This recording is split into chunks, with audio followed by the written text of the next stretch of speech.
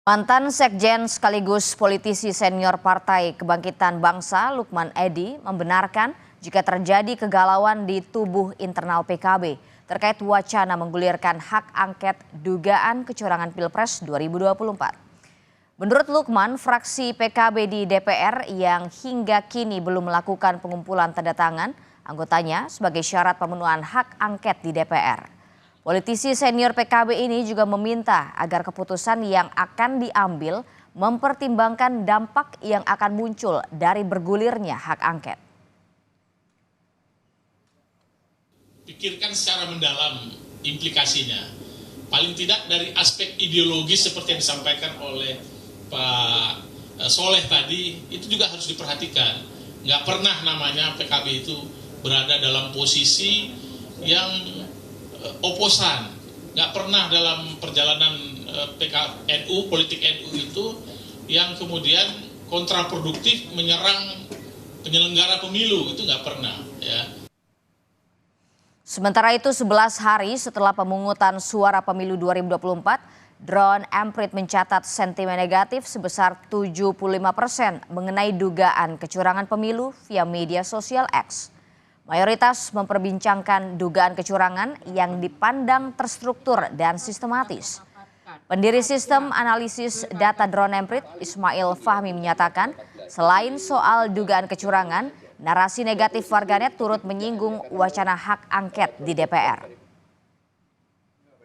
Ya, oke, silakan. Kelihatan ya, kecurangan ini menjadi isu yang cukup penting ya, dan mewarnai pemilu yang sekarang ini. Kalau dilihat dari analisis sentimen, mayoritas negatif ya, sampai 75% ini melihat negatif ya, karena daftar dugaan tadi ya.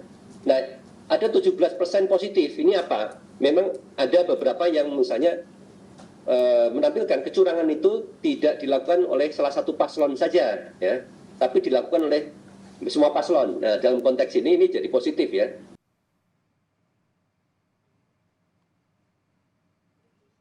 Sebelumnya Indonesia Corruption Watch (ICW) mendorong sistem informasi rekapitulasi elektronik atau Sirekap diaudit secara menyeluruh.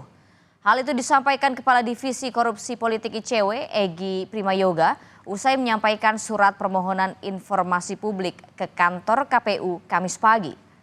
Menurut Egy, selain diaudit, ia juga meminta KPU terbuka atas masalah Sirekap yang terjadi pada pemilu serentak 2024.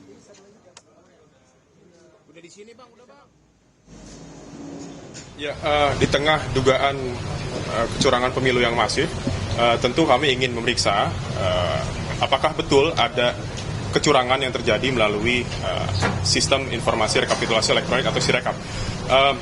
Itu yang ingin kami periksa melalui dokumen yang kami minta kepada KPU, apakah memang betul di situ terjadi ya kecurangan ataupun manipulasi ataupun tidak. Jadi kami ingin memeriksa dokumennya terlebih dahulu untuk memastikan bahwa kecurangan itu tidak terjadi. Dokumen spesifiknya yang diminta apa? Dokumen yang kami minta pertama-tama dokumen anggarannya, dokumen pengadaannya, dan juga dokumen rekaman elektronik mengenai kerusakan yang pernah terjadi pada server yang